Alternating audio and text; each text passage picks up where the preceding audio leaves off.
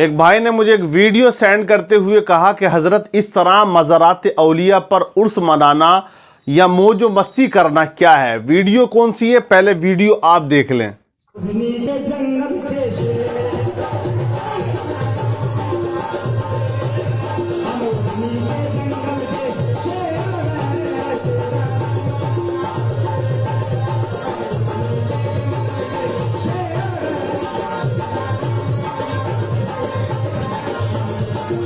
Video میں آپ نے دیکھا کہ یہ لوگ وہ ہیں جو مزار پر رہتے ہیں اور اپنے آپ کو یہاں کا خادم بھی کہتے ہیں۔ ان میں کچھ ایسے بھی ہیں، اب یہ دھوم دھڑاکہ کر رہے ہیں، ناچ گانا چل رہا ہے، خوب موج و مستی ہو رہی ہے، خوب جو ہے ڈسکو کر رہے ہیں یہ لوگ۔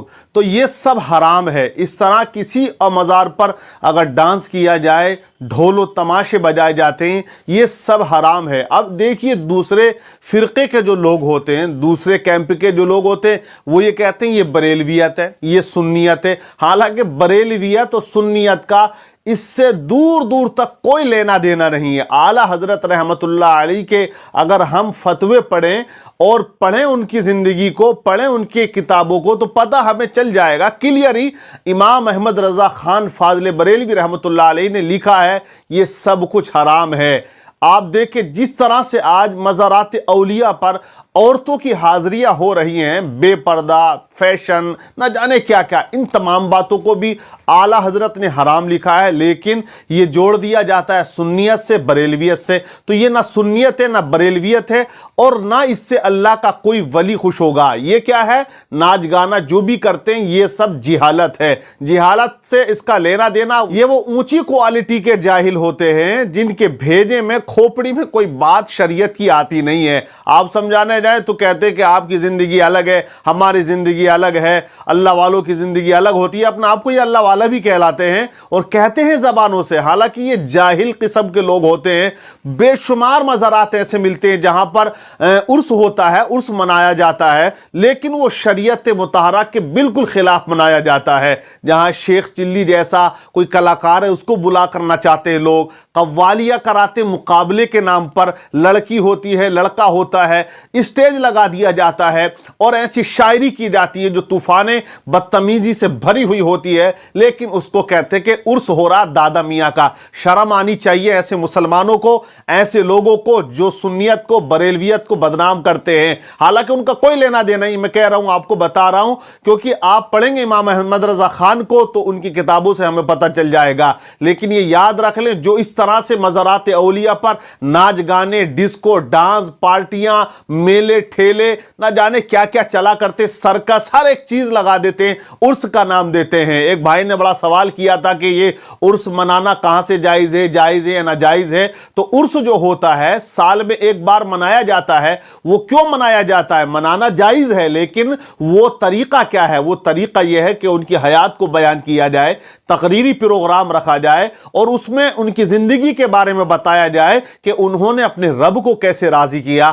ہمیں بھی وہی کرنا ہے جو وہ بتا کر گئے ہیں کہ اللہ کی عبادت کی جائے، ان کی سیرت کو جو بیان کیا جاتا ہے۔ کسی بزرگ کا اگر عرس ہے، ان کی سوانح حیات اگر ہماری نگاہوں کے سامنے ہے، بیان کرتا ہے مقرر، تو وہ اس لیے تاکہ ان کے جو چاہنے والے ہیں، ماننے والے ہیں، آنے والے ہیں در پر، وہ سمجھ لیں کہ یہ ولایت کا عہدہ انہیں کیسے ملا ہے، اللہ کا قرب حاصل انہوں نے کیسے کیا ہے۔ تو ہمیں ان کے نقش قدم پر چلنا ہے۔ تو یہ سب چیزیں جو کی جاتی ہیں یہ سب ڈرامے بازی ہے۔ اسلام کا، مسلمانوں کا یا سنیت کا، بریلویت کا کوئی تعلق نہیں ہوتا۔ یہ بات یاد رکھ لیں، اور یہ بھی یاد رکھیں کہ ولی کون ہوتا ہے۔ بہت سے لوگ لمبی زلفیں، لمبے بال، لمبے جبے، ہاتھوں میں انگوٹھیاں بہت زیادہ پہن کر لمبی لمبی مالائیں ڈال لیتے، لوگ ولی سمجھتے ہیں، ان کو میاں سمجھنے لگتے ہیں۔ بے وقوف، اندھا، پاگل ہو گیا کہ عقل نہیں رکھتا۔ سمجھنا چاہیے ولی کون ہوتا ہے، ولی کی ڈیفینیشن کیا قرآن نے بیان کی ہے۔ جو پرہیزگار متقی ہوتا ہے وہ اللہ کا ولی ہوتا ہے۔ یہ پہلی کوالٹی ہوتی ہے، یہ فرسٹ کوالٹی ہے کہ وہ متقی و پرہیزگار ہوتا ہے۔ ولی کون ہوتا ہے؟ اگر کوئی آدمی ہوا میں اڑ رہا تو کیا ولی ہو جائے گا؟ حضرت رابعہ بصری رحمت اللہ علیہا فرماتی ہیں کہ اگر ہوا میں اڑنا वली की एक निशानी है तो जितने मच्छर हैं, परिंदे हैं, सारे के सारे वली बन जाएंगे। अगर दरिया के अंदर या दरिया के ऊपर चलना विलायत की अलामत होती तो जितनी दरिया में जानवर हैं, न जाने कितनी मछलियां हैं और भी बहुत सी मखलूक पाई जाती है, तो क्या सब वो वली हो जाएंगे? तो ना हवा में उड़ना वली की पहचान है, ना पानी पे चलना वली की पहचान है। वली की पहचान यह है कि वो शरीयत मुताहरा का पाबंद हुआ करता है, वो शरीयत मुताहरा पर चला करता है, लोगों को दावत देता है।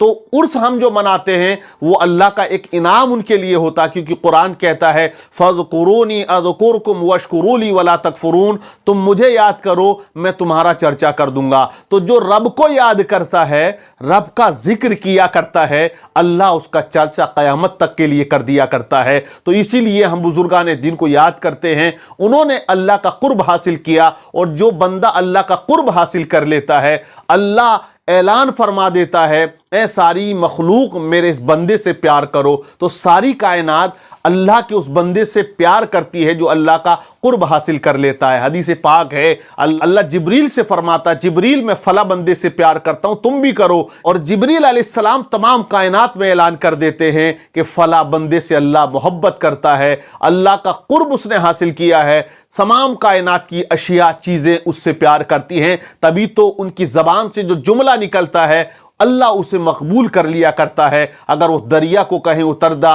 तो दरिया उतर जाता है। वो अगर किसी के बारे में दुआ कर दे तो अल्लाह उनकी दुआओं को कबूल फरमा लिया करता है। लेकिन इस तरह से जो मज़ारात औलिया पर उर्सों के नाम पर यह तूफान बदतमीजी हो रही है, ये सब हराम है। कमेटी वालों पर बिल्कुल सख्त कार्रवाई यहां भी होनी चाहिए, और कब्र में तो फिर किसी की चलनी है नहीं, वहां तो सख्त कार्रवाई होनी ही है। यहां तो अगर इमाम साहब मस्जिद के फतवा लगा दें तो यहां जो कमेटी वाले होते हैं ना, अगर उर्स के मौके पर इमाम साहब अगर तकरीर कर दें कि आप इस तरह उर्स ना मनाएं तो उनका इस्तीफा कर देते हैं। लेकिन कब्र में हम देखेंगे तुम किसका इस्तीफा करोगे, तब पता चलेगा कि हकीकत क्या है, सच्चाई क्या है, अच्छाई क्या है और इस्लाम क्या कहता है। तो ये याद रख लें, ये कोई सुन्नियत नहीं है, ये सब जिहालत है जो औलिया इकराम के नाम पर आज तूफान बदतमीजी करके मेले ठेले लगा के कव्वालियों के मुकाबले करवा के और न जाने कौन कौन से ड्रामे दिखा के आज उनसे मंसूब कर दिया जाता है। इन बातों से कोई अल्लाह का वली राजी नहीं होता है। अल्लाह ताला तमाम मुसलमानों को अक्ल सलीम अता फरमाए।